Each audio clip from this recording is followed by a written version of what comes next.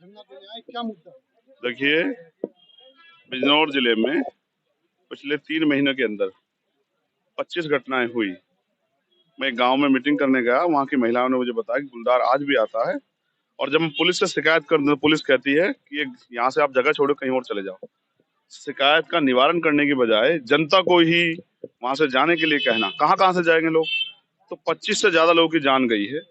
लेकिन बुरा यह है कि अब तक सरकार ने या प्रशासन ने उनकी सुध नहीं ली।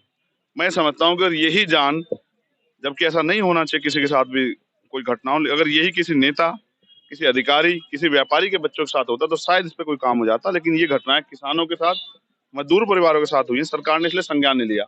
मेरे कहने के बाद कि 21 तारीख को मैं जिलाधिकारी जी के यहाँ हम 4-5 लोग जाके ज्ञापन देके सवाल पूछेंगे, आप ये मानिए कि उसके बाद अगले दिन 19 तारीख को फिर घटना हुई, और एक बच्ची जो 12-13 साल की थी, और उसने भी इस घटना के बाद उसका गुलदार ने उस पर हमला किया, उसने भी दम तोड़ दिया। मुझे बहुत तकलीफ हुई कि किसी ने अपनी पत्नी खो दी, किसी ने अपनी माँ खो दी, किसी ने अपनी बहन खो दी, किसी ने अपना भाई खो दिया।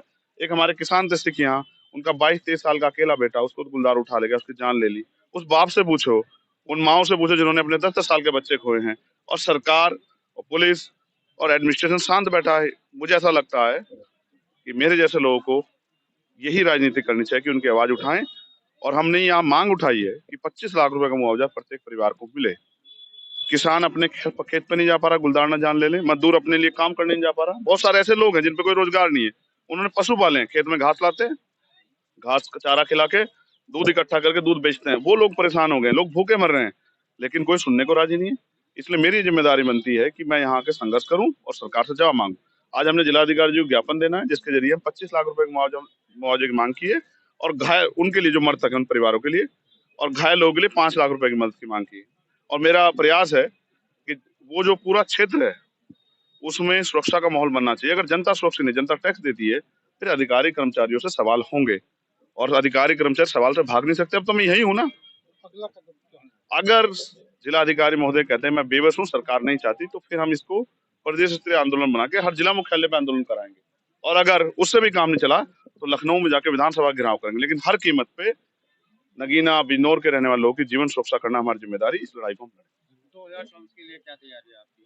देखिए, ये जनता की लड़ाई लड़ना, जनता की आवाज बनना, यही मेरी लड़ाई है। इसको मैं 2024 में भी लड़ रहा हूँ, आज 2023 में आप भी लड़ रहा गठबंधन से लड़ेंगे कि अपनी आजाद समाज पार्टी से लड़ेंगे? हूँ। मेरा जनता से गठबंधन हो गया है, हम जनता के गठबंधन से लड़ेंगे, और बाकी अभी तो बहुत कुछ बाकी है। आने वाले दिनों में आपको बहुत कुछ जानने का मौका मिलेगा। नगीना कंफर्म क्या? यस, नगीना लड़ेंगे।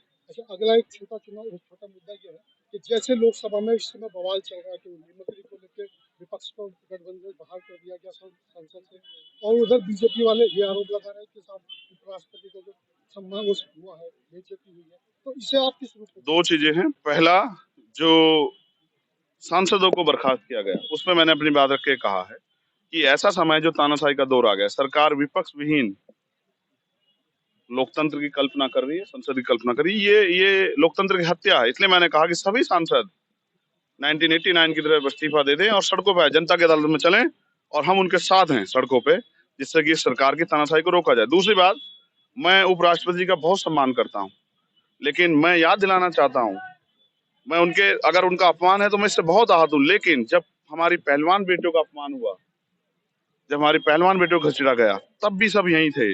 और जब 700 किसानों की जान गई, तब भी यहीं थे। जब प्रधानमंत्री एक शब्द नहीं बोल पा रहे थे, जब चुनाव आया तो हाथ जोड़ने पड़े, लेकिन पहलवान बेटे जिन्होंने देश का गौरव बढ़ाया था, वो भी शायद इसी समाज से बिलोंग करती थी।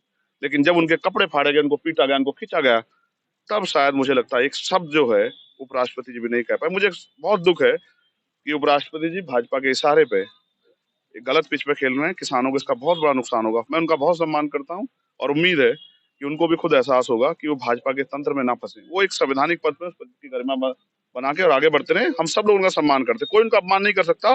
वो बहुत प्रतिष्ठित व्यक्ति हैं, और समाज में और देश में उनका बहुत सम्मान।